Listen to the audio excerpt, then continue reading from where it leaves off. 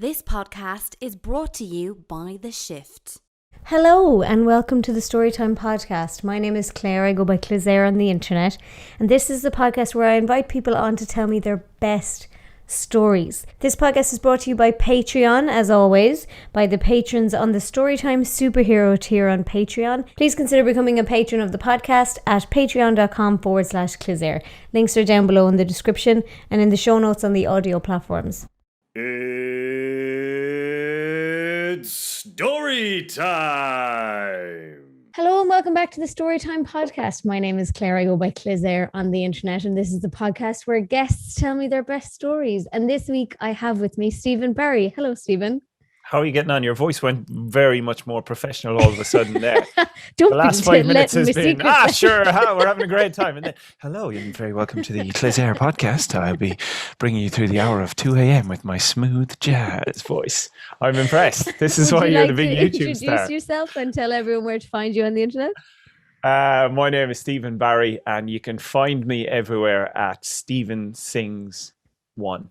It's super simple. Everything, YouTube, Facebook, Twitter, Instagram, all that kind of crack. Although I don't use Twitter because it's full of angry people. That's very true. But out of curiosity, why one? I think randomly Stephen Sings was taken. Fair enough. So yeah, okay. Somewhere out there, I'm going to find that lad and I'm going to hunt him down. It could be a girl, but I'll find him and hunt him down. But yeah, and then once I had it on one thing, I was like, oh, I'm stuck with that. So I suppose. Yeah. It's fierce egotistical. Yeah, well, you're the number one. Third personing myself as well. Well, actually, I think you'll find Stephen, that's me, sings. Yeah, so you actually have lots of stories. We were trying to figure out which ones we'd start with because you've been on reality TV, on singing shows and stuff like that. But we thought we'd start with your sort of theatre/cruise ship. What you're saying is I'm putting out desperate cries for attention is what I'm hearing from you, Claire. We'll do anything, you know. So I did a degree in PE teaching and English, which naturally lends itself to reality TV and cruise ships and theatre. And I actually started doing musicals and stuff because a friend bullied me into it, saying, we don't have enough lads, come on down. You know, all the girls can dance and they're all beautiful and glamorous. Come on down, you'll love it. It'll be great crack. And I said, absolutely not, no way. But she eventually bullied me into it. And so I went down and we were doing West Side Story. And I tell all the story I tell to keep the old bravado and images like, I'm just down there because I'm surrounded by women. But actually, I just loved the music. And I loved the musical itself. So I said, right, when I finished my PE and English degree, I said, you know what, why don't I try give this a bit of a crack? And so I actually ended up heading over to London on scholarship. Sorry, did you say scholarship or did I say? Yeah, was it scholarship for what? Theatre? Scholarship, sorry, yeah. I actually ended up heading over to sorry, did I drop that? I dropped scholarship. Heading over to an academy called Mountview, which is Musical Theatre Academy. And I ended up doing a year there, which was great, and did a master's in musical theatre. So it's a very natural progression from sports, English literature, critical response theory degree, and then master's in musical theatre. It's fairly linear. So I went over to London and did the whole chasing the dream thing. But of course, I finished the master's and owed everyone in the world money after living as a student in London for a year. So did a few years of teaching. And then once I kind of had the bank balance topped up again, I packed it all in to try and full-time become a musical theatre singer and actor and all that kind of crack. And coffee break. There's nothing in the cup. I'm just acting. No, there is. You're so good. Yeah, oh God, it's so convincing.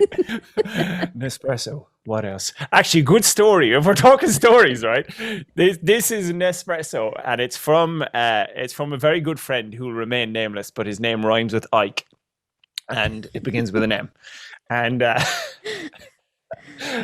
this is completely unrelated to what we're doing, but sure, it's story time. Fair enough, and it's a good yarn. He was seeing a girl. He was courting last year, right? Okay. He's seen a girl. I never know where to look on Zoom, or to look at you or look at the camera. But anyway, he's seen a girl last year. It's courting, and they've been going out for a while. So Christmas 2020, he bought her a very fancy Nespresso machine. I think I see where this is going. You can see where this is kind of ending up. He bought her a very fancy Nespresso machine, very expensive, and like a year's supply of coffee. And then he dumped her on Christmas Eve. Well, that makes no sense. I thought you were going to say he got broken up with, but that makes no sense. No, he dumped her, and she sent back the coffee machine. Well, that is actually very nice of her, frankly. It's it's ludicrous of her, but it's very nice of her. I would not have and given he it already back. has a fancy coffee machine. So he said, here, out of the wreckage and ruins of my relationship, do you want to benefit with a Nespresso coffee machine and a year's supply? Why do men break up with people on Nespresso? on days that are important? Christmas Eve. What a bastard. It's a rough day, really. He's gonna be mad at you now for absolutely Happy Christmas.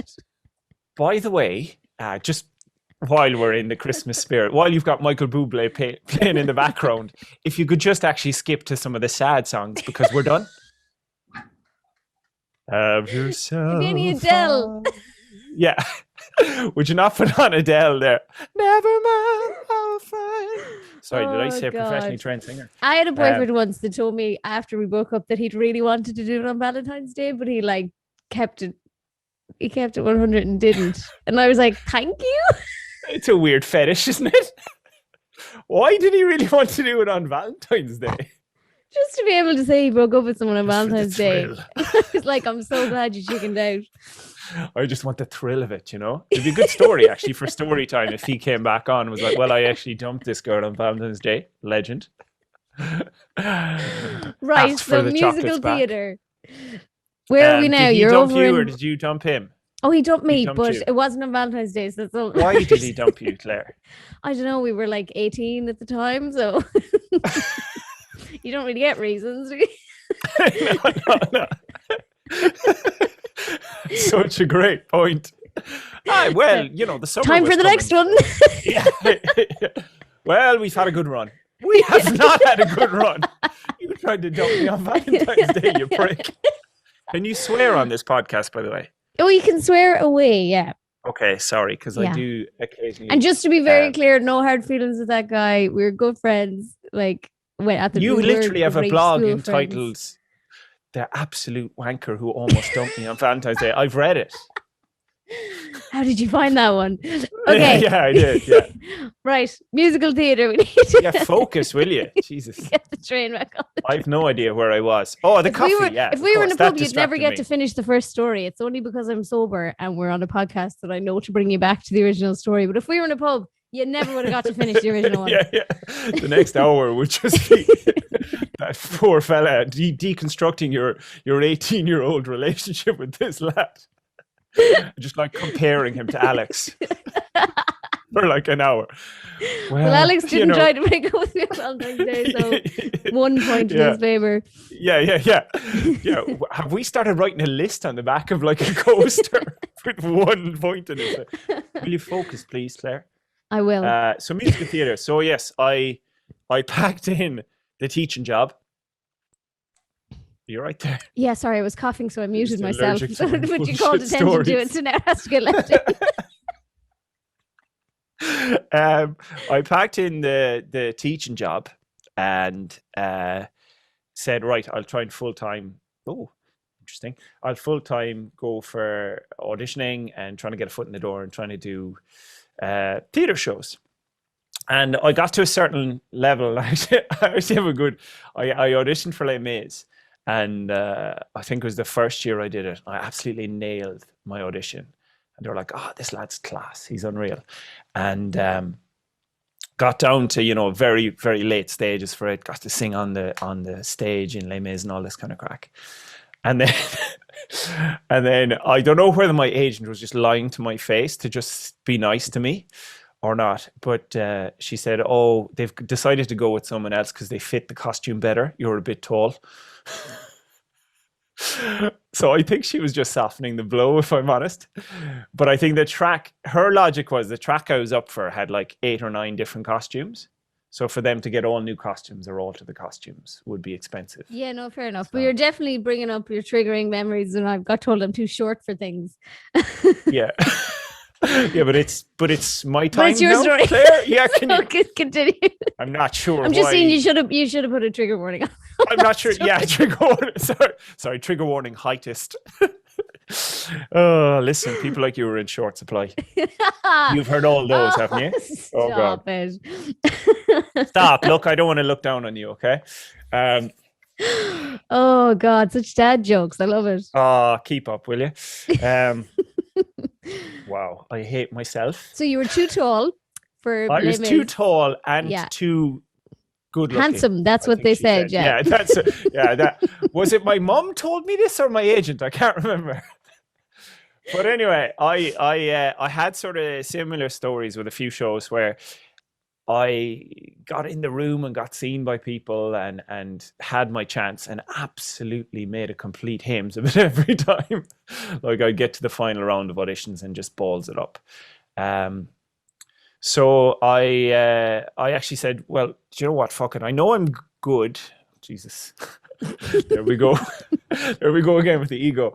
I was like, I know I'm good. I know I can do a job. And I actually really, really enjoyed performing in front of a live audience.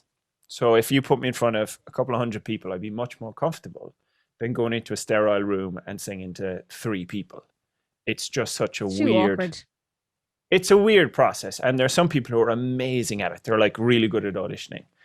And then other people, and I'm definitely one of them, who massively struggle with it. It's just a straight... I'm like, do I look at you? Yeah. Right. So porn is easy. Rule number 1 is porn. You make love to the camera first, right?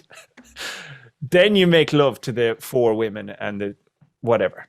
Okay. Yeah. But in an interview, geez, I don't know how we've got down that tangent, but in an interview, an audition or whatever, I don't know, am I going full out? Am I pretending there's an audience? Am I talking directly? It's weird. And I always just made an absolute balls of it.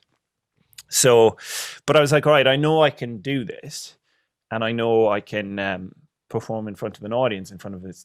So I was like, okay, well, I'll create my own avenue, because I can't get a foot in the door here in terms of actual legitimate theatre shows, and I can't get a foot in the door because I'm ballsing it up myself.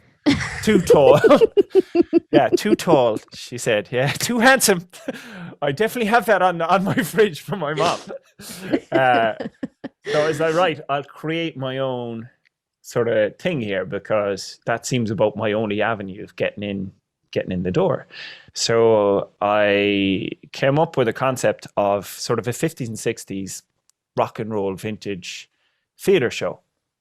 Because I had been playing a bit of rock and roll music with like a wedding band, and myself and a few friends, and it was kind of a nice way to keep active and keep performing and make a bit of money and all that kind of stuff. But I thought, all right, this is good crack. Why not try and make something more of it? So we, created this kind of theater-y, vintage-y show, and I reached out to a couple of people, a couple of agents, and a couple of sort of avenues. And one of them was, someone said, oh, we're doing a showcase for cruise ships. And I'd never been on a cruise ship, and it's not an Irish thing, is it?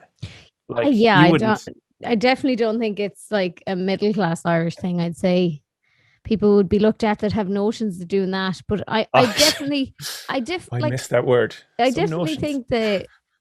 I think I probably know older people that have been on. Yeah, actually, I definitely know parents and stuff that have been on cruise ships, but no one my own age, I don't think. Yeah, well, it's definitely for me as well. Like I would not have known anyone who'd been on a cruise ship until I left Kerry. Like it's not a done thing. It's not a common thing. I didn't realize you were from Kerry. Yeah. How could you not? Well, you don't sound like you're from Kerry, would you believe? My loquacious nature, and Kerry's famous for having people who are too tall and too handsome to be in Les Mis. Where are you from, actually? I'm originally from Mayo. but I Oh, live of in course, Dublin. yeah, because the Heartbreak and Mail for Yeah. Sam and yeah. Listen, You took it away from us a couple of times. Scary yes, days. listen. There's a few certainties in life: death, taxes, and Mayo breaking your heart, isn't there? True. All my family is Balna. Really? Yeah, I live very near there. I'm from very yeah. near there. Yeah, wow. The That's where I would have gone diamonds and drinking. the yeah. Yeah, would Gosh, have been doing handbrakes and diamonds car park with the lads. There Yeah. we go. There we go. Sure, small world. Geez, we get sidetracked so easily. Notions is a great word. Anyway, yeah, no one in Ireland. Cruising is alien. Yeah. Right? I'd never kind of thought of it as a concept before. And over here in London, there's a weird kind of, I don't know how you describe it. I'm sure there's a parallel in other avenues of life. There's a weird snobbery in the theater about cruising. Oh, as in like they're too good to be doing the cruise ships. Yeah, look, if you're, maybe I'd take a cruise if I was desperate. You know? If I really, be like doing bar mitzvahs in America. I'd be like, yeah, well, I'd do it if I needed the money, kind of thing. If I needed the money, maybe I'd do a cruise. So there's this weird kind of snobbery attitude, which I hadn't realized because, like I said, the whole sort of scene and the whole thing was alien to me. So when they said, "Oh, do you want to do this showcase for cruise ship companies?" I was like, why not? Absolutely. So we went down to the showcase and we're back on track. We're back on the story. Went down to the showcase and it was for headline acts. So a headline act is sometimes called a fly-on act. And what it is you're like a speciality act. So all the cruises will have their own entertainment team on board. They'll have their own shows, their own casts on board. But what they do is they get in speciality acts. So it might be, they call Claire from YouTube famous to come in and do a lecture series on how I became YouTube's #1 eater of random American hot foods on a camera. Okay. So it's a speciality act so that the audience has something a bit different. So we were auditioning for that essentially because we were like we only play 50s and 60s. We're something entirely different from what's on board, which is, a cast. You're saying we, so you'd obviously picked up a few band members at this point, had you? Few of the boys. Few the lads. Few the boys, few the lads. Do you know what I mean? The boys. We actually, it was very funny, right? So we started saying, like, the boys is such a, the boys, right? Such an absolute term. We were in Greece. The reason we were in Greece on one of the shows, I'm fast forwarding now, but we'll time hop. It's grand. Fast forward, we were in Greece, right, on one of the shows. Now, there's myself, a lad called Gareth, a lad called Larry, and a lad called Joshua. And all unbelievable musicians, very talented, very handsome, not too tall, lovely fellas, right? But let's say they have musicians' physiques, right? Okay. So we're walking down the beach in Greece and just having a great time, having a laugh. And coming the other way was, if you could imagine the most token Love Island bunch of lads you've ever seen in your life. Yeah. Maori tribal tattoos with an Essex accent, tiny little hot pants shorts, huge upper bodies, tiny legs, just walking towards us like this, giving us the intimidating stare. And we were like, we're on a beach in Greece. What are you doing? So we were like, it's the boys. It's the boys. And then we started ironically calling ourselves the boys. And then we've used it so much, we now just call ourselves the boys unironically. So everyone hates us now, obviously. Anyway, so me and the boys, right, we turn up to this audition. Geez, this is really, there's tangents. I've had too much coffee. Great Nespresso machine. Thank God. Not sponsored. Yeah, not sponsored. Oh, don't you worry. You'll know if it's sponsored. I'll sell anything. If you pay me, I'll sell it. Arsenic. That's great for you. Really gives the eyes a good lift. Disclaimer, it does not. Myarsenic.com. The Clisare podcast would like to distance itself from all comments made at this stage. So we're at this showcase. It's for headline acts. So headline acts, like I said, tend to be something a little bit different. Or they tend to be, sort of stars. So you'll have like stars from the West End, or people who won The Voice, or people who've won Britain's Got Talent. Or so to give you an example, there's a lad called Andrew Derbyshire, who's a very good friend of mine, he's a diva of the highest quality, and he just has this £1 million megawatt voice. Okay, so he's a headline fly-on sort of act. And they bring him in and he'll do these big super ballads. And it's just different from what the audience will see the other nights that they're on the cruise. And audiences go mad for him because he's amazing performer. So we're at this audition and it's all people singing ballads and power ballads, and like everything is sad and slow and all this kind of stuff. And we were like, oh Jesus, we're in the wrong place, because we're playing 50s and 60s, which is all happy, clappy, upbeat music. And we tell a rake of jokes in between the songs, and most of the time we're just literally taking the piss on stage.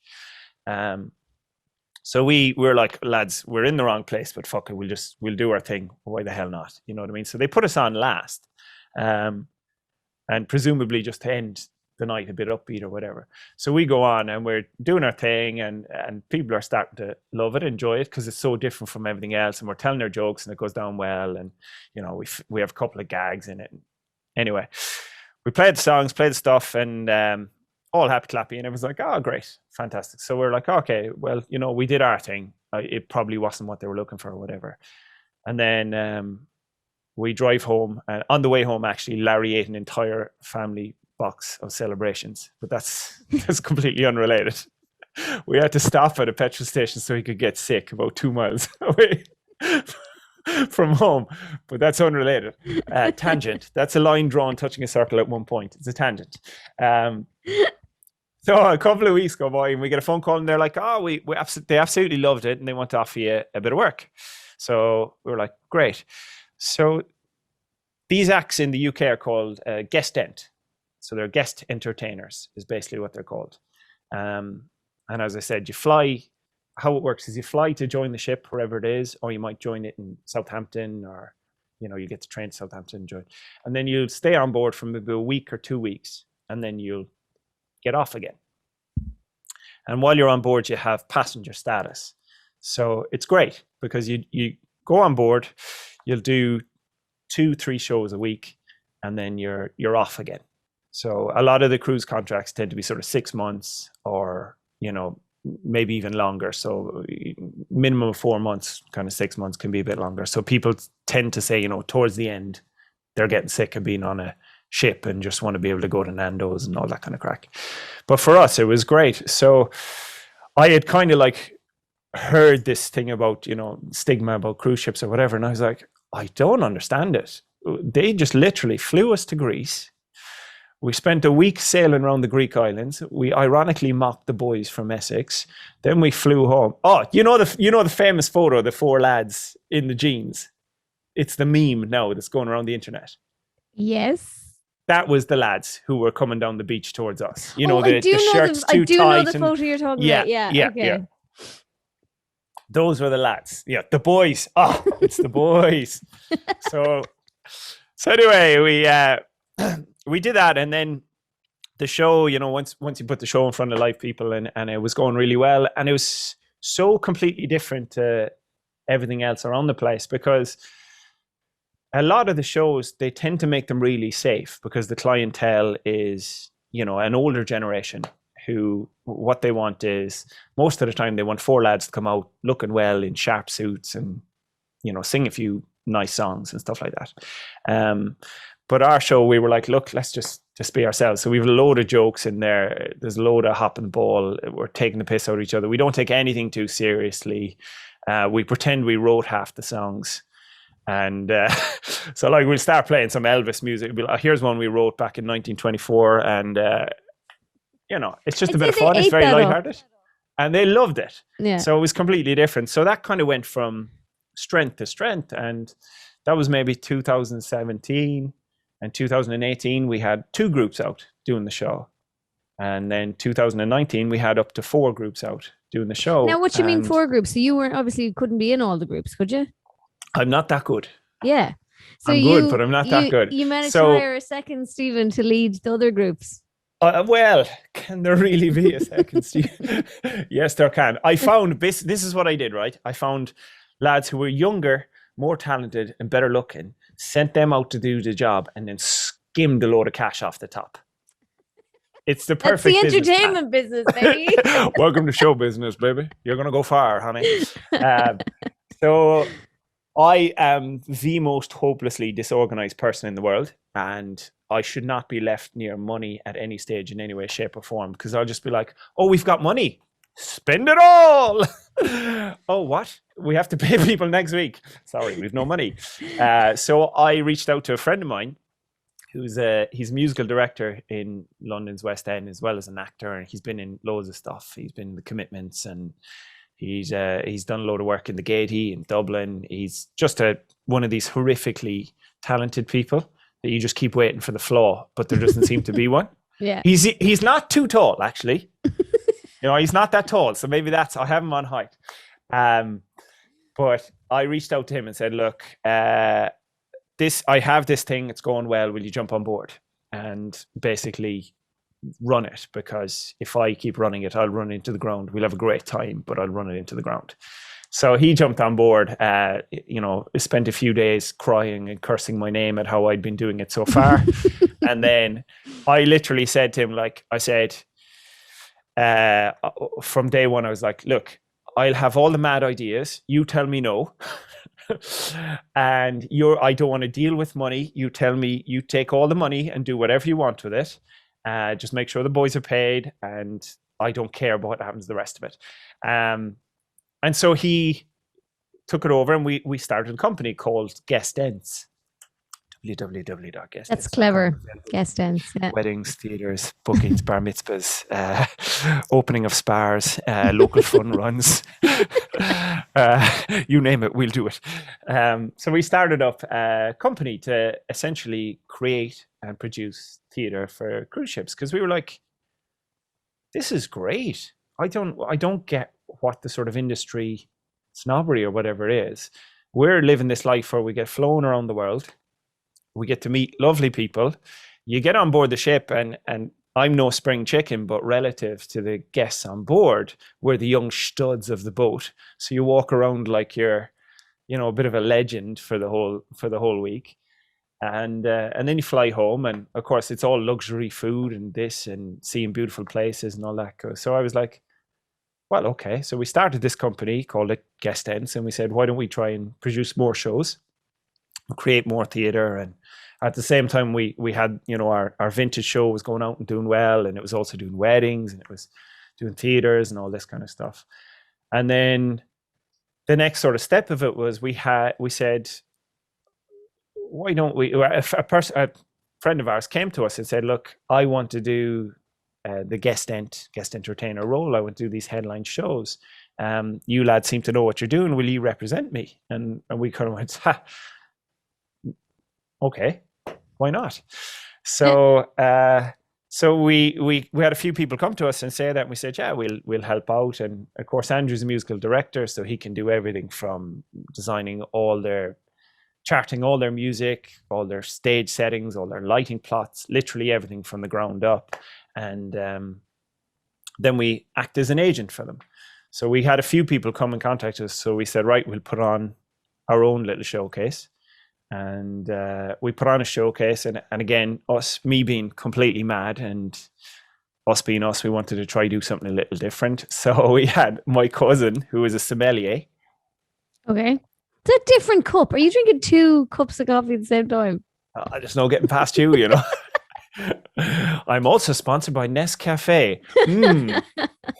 That goes down smooth. One is juice and one is coffee. Okay. Yeah. One's to calm you down, the other's to rile you up.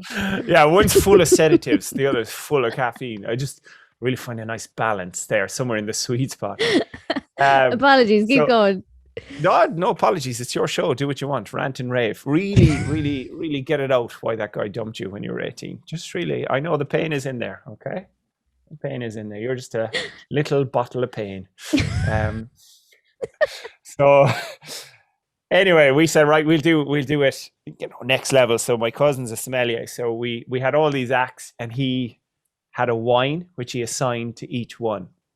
So one of the ladies was a lady called Cara Lily Hayworth, who's a bright red hair, and she played Cilla Black in the West End. And so they had this like deep burgundy red, and we'd go around to all the bookers. The bookers come into a theatre and you schmooze them basically. So we put on a showcase and we got them drunk as hell off a load of different wines and put all our acts up, and they booked a few of them. So we then kind of went, oh geez, we actually kind of have accidentally stumbled onto a business here. So 2019 and 2020, we had a couple of our own acts out, our own self-produced shows. And then we also represented a couple of artists and acts. And we'd send them out and then take our cut off the top and just make sure that they were happy with, you know, their accommodation, their flights, their travel, their food, that they were looked after, the musicians were good, all that kind of stuff.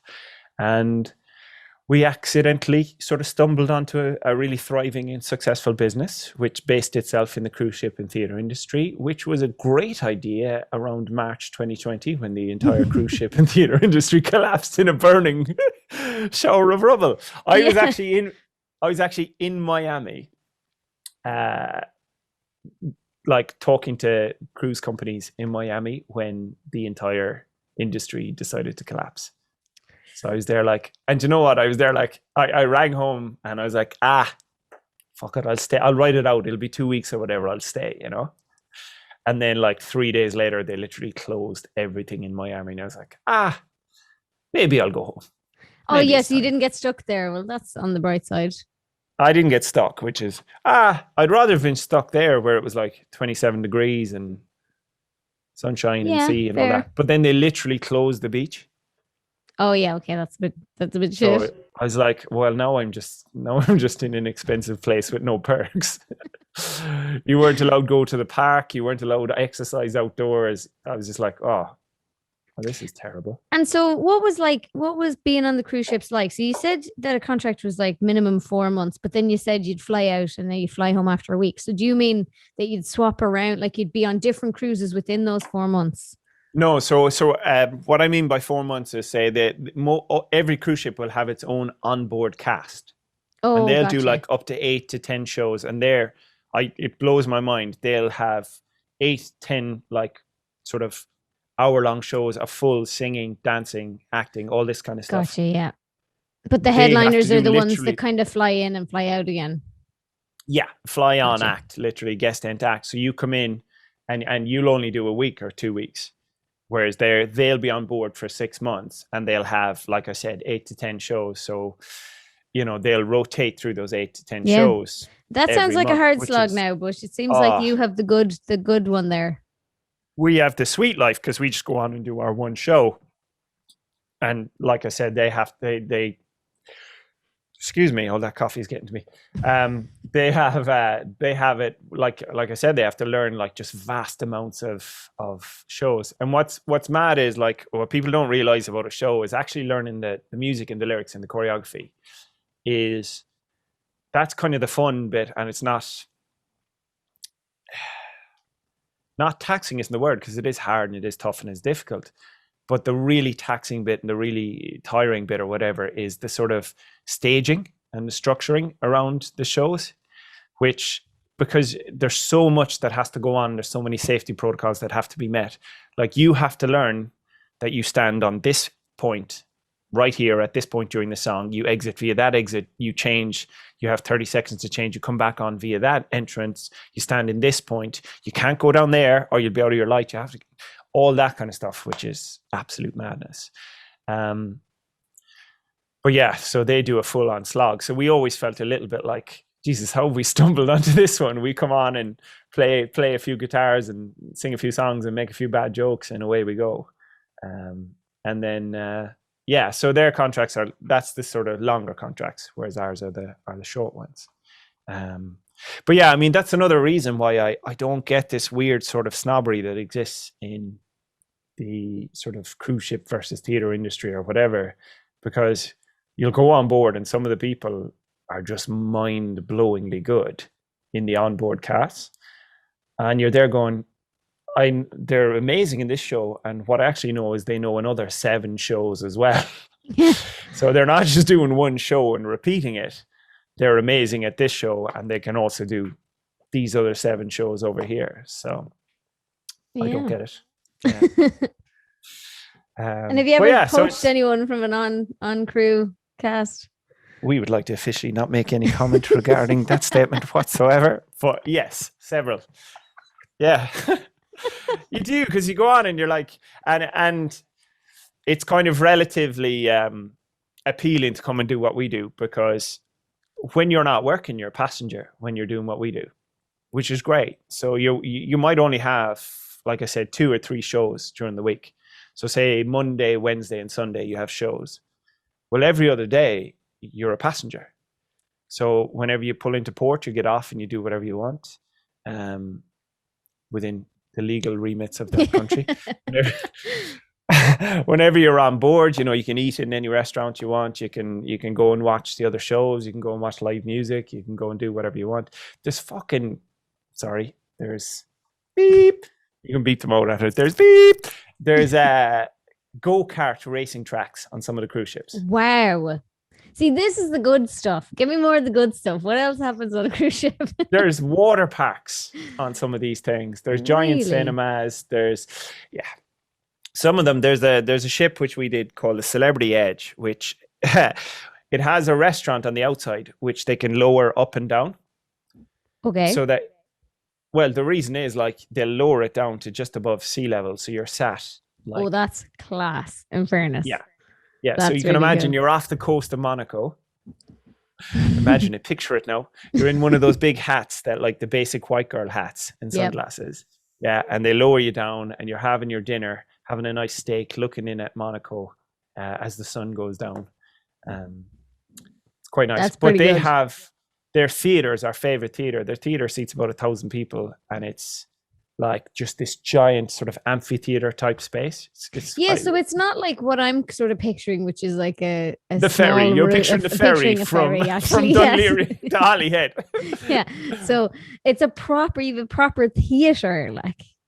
So the microphone system, because the lad who runs the sound, he's the biggest nerd you can ever meet, which is exactly what you want when you turn up to a theater. I don't want someone cool. I want someone who is obsessed with, well, actually, if I turn it up to 52 megahertz, you'll get a slightly clearer tone. He was, showing us around the theater, and he was like, okay, this mic set here, this costs 4 million quid, just this mic set. Jeez. The money that's in it, you cannot, like, this theater is just ridiculous. There's a clip on my Instagram at Stephen Sings One of me singing into this thing, And I don't know if I mentioned it actually, sorry, but I will put all your links down in the description on YouTube and in the show notes on the audio platform. That's so you can just Stephen Sings scroll One. down and click if you can't remember Stephen Sings One. The links are available on Claire's page at Stephen Sings One. There's a video of me singing to this, and there's like 3 tiers to this theater. So it's just, you wouldn't, sometimes you have to pinch yourself and go, geez, I'm on a boat here. Like, what? You're looking out at this just beautiful, sensational theater, and you're going, I'm actually on a boat. This is kind of mad. So yeah, I think it's not quite the like Dunleary to Holyhead ferry that you're picturing. Yeah. I was picturing. Like, you're talking billion pound ships, and like some of them are ridiculous. There's a ship called, I think it's the Oasis of the Sea, has like a shopping mall and a high street and everything down the middle of it, and it has the Red Bull high diving thing. Yeah, they have those, like the equivalent of that. I don't know if it's Red Bull sponsored, but they have the equivalent. They have like a high diving platform show at the back of the ship, because the ship is like 23 stories high. Whoa. Yeah, it's stupidly big. It's a big boat. Yeah. So like they're floating cities, some of them, which is just it's And is it mind-blowing. all older people on them, or is there ever any mad crack happening? So Or actually, I suppose those two are not mutually exclusive. The older generation and the mad crack. Yeah, I think the older generation, you reach a critical point in your life where you stop giving a fuck, don't you? Yeah. And I think once you pass over that threshold, there's we met a lady. Now, like the 4 of us are sort of mid-20s or early 30s or mid-30s in my case. I was going to be like mid-20s. I'm a Hollywood mid-20s, you know. Hollywood yeah. mid-20s, No, that's fair. yeah. That's fair. Playing age. Listen, oh, Jesus, you talk about that. I brushed my hair back this morning. I swear my hairline starts somewhere around the fucking middle of my head now. So I'm about 3 haircuts away from just giving up and going full Bruce Willis. But anyway, I'll cling on to it as long as I can. Angles. It's all about angles. Anyway, you were talking about old people and mad crack.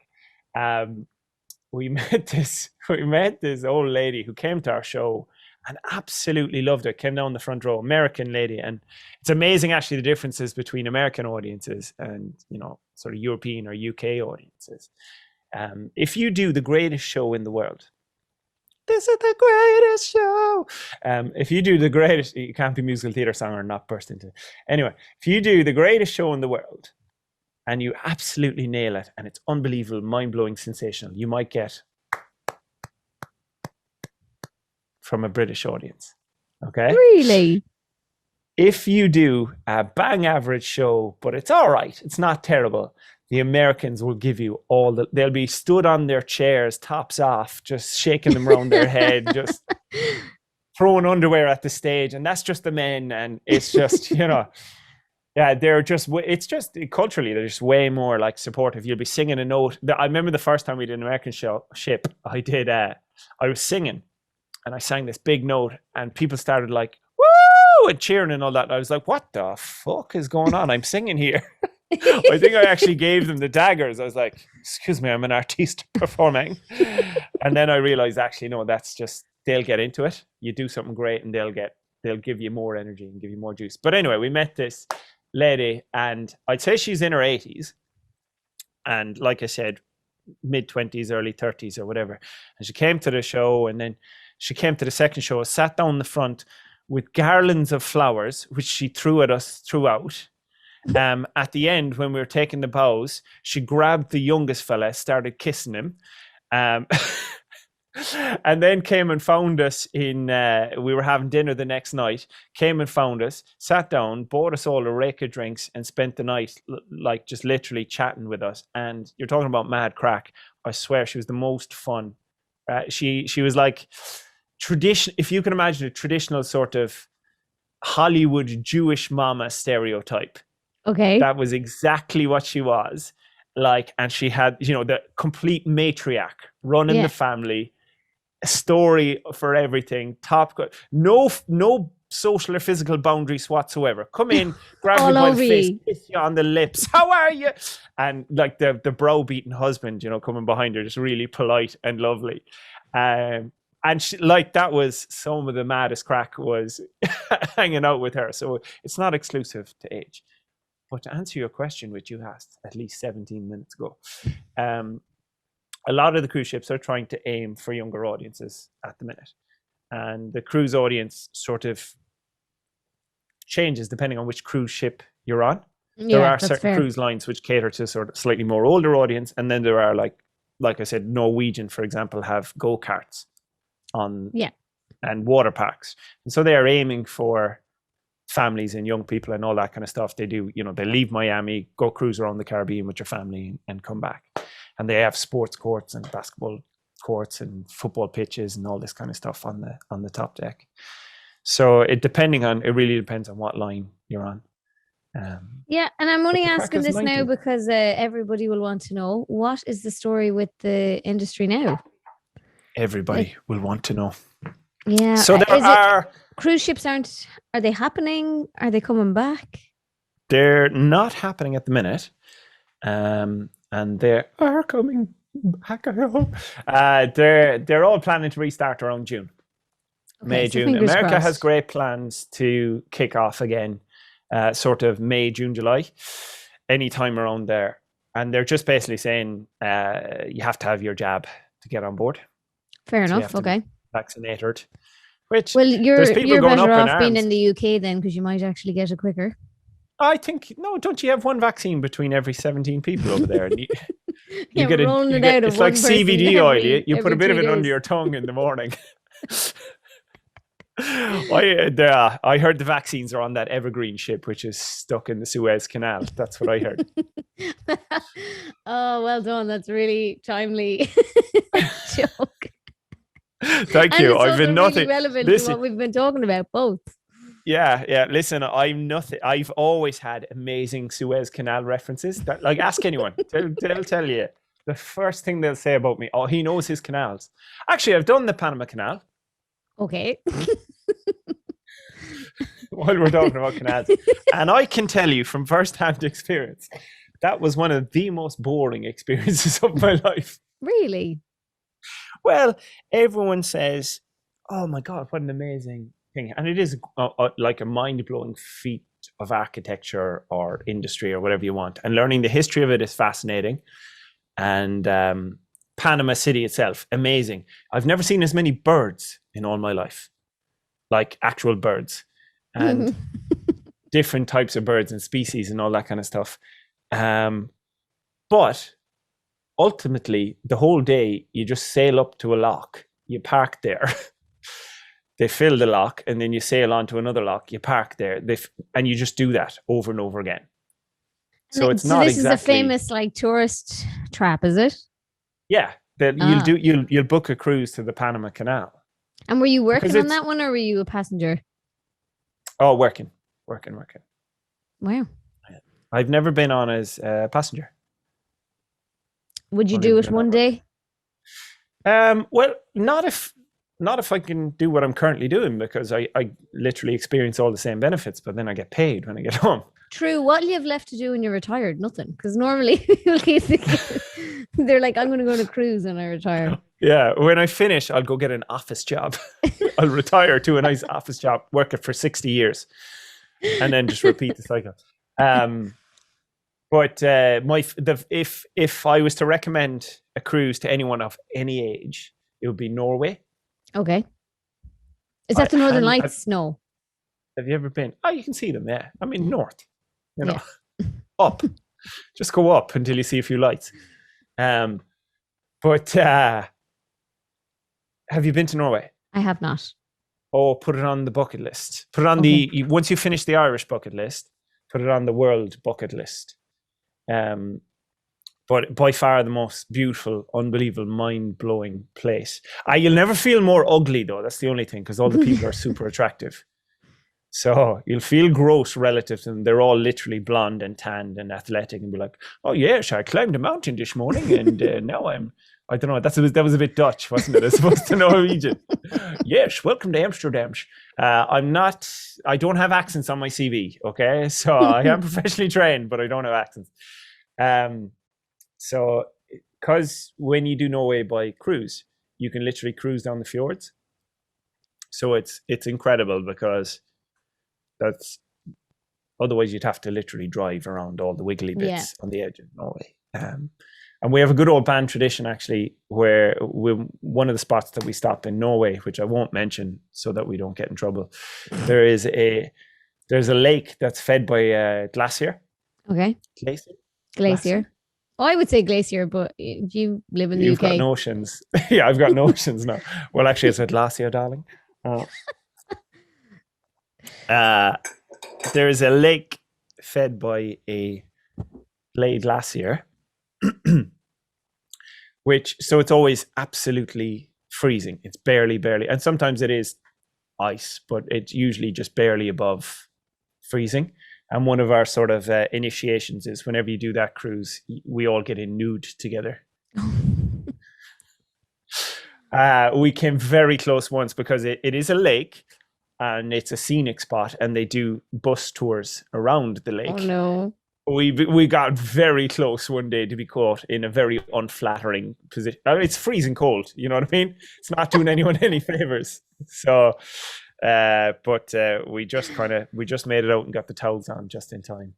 But that's our initiative. Well, hopefully it comes back now in as planned this summer. The nudity or the cruise? Oh no, sorry, the cruise ships, the industry of cruise. The industry. Of course. So you can resume your adventures. Look, it's too big an industry to not. That's the thing. Come here, do you catalogue your adventures on your social media accounts by any chance? Do you know what? I am the worst person in the world at social media. I'm absolutely terrible at it. Just a disaster. Because I'll get a notion where I'll be like, oh, I better do this, and I'll do it for a couple of days, and then I just won't bother for ages. Yeah. So, but I do. It's you'll quite get snippets. nice because they'll get snippets if they check you out. Oh, you were doing the whole encouragement to come. Yeah, and you're like, no, don't bother. Don't bother. Listen, I share funny memes, and every now and then I'll do some good material and good comedy. But I tell you what I do actually do, and it's one of the reasons I like your social media as well, is by and large I keep my social media fairly social. Yeah.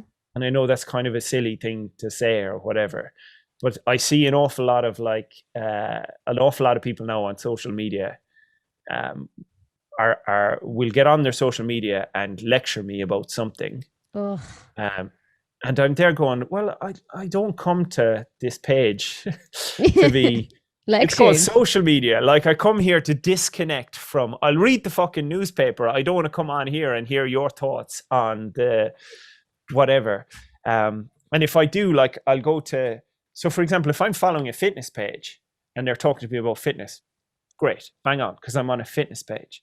But if I'm on whatever, someone's social media page and they come on to give me, anyway, I'm going off. Oh, I totally know what you mean, because there's loads of fitness pages that go on these sort of like rants about various different things. And it's like, oh, just... It's not okay. I get it. Social media bad. I get it. Okay, positivity good. Yeah. So what I do is like and now I literally going to tell you that I do that exact same thing, but I do it. I make it a choice that you opt into in terms of like, I'll write about this stuff and put it as a swipe up and go, and I literally write everything, and often I'll literally write the words. By the way, this advice is being given to you by a late 20s, mid-20s Hollywood, mid-30s in actuality, by a mid-30s unemployed actor who lives at home with his mom, who still thinks his band can make it. So take it with a pinch of salt. It's just my opinion. Whereas I think the thing I hate the most is when fucking Kevin, who's a personal trainer, comes on to tell me about spiritual enlightenment. Yeah. And I go, Kevin, don't talk to me like you are... You've spent the last 16 years in a Buddhist temple. You can give your opinion, but please caveat it as, I'm a personal trainer, by the way, guys.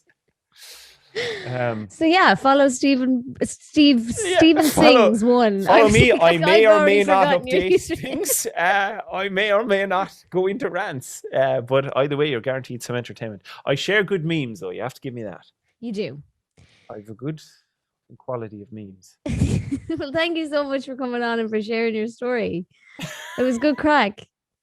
Which story was it? That's all the of thing. them. I don't think we nailed down a particular story. Here, it was my pleasure. Listen, I'm sure we'll break the internet with this one. Definitely. And I'll happily come back on and tell you more stories anytime you want. Yeah, absolutely. We will discuss afterwards getting you on for another episode. And comment down below if you want to hear from Stephen again. Can you tell the lockdown has been going on a year? You can't tell, can you? Social interaction. Oh my God, social interaction. Thank you so much for joining us, and thank you so much for watching, and I shall see you in the next one.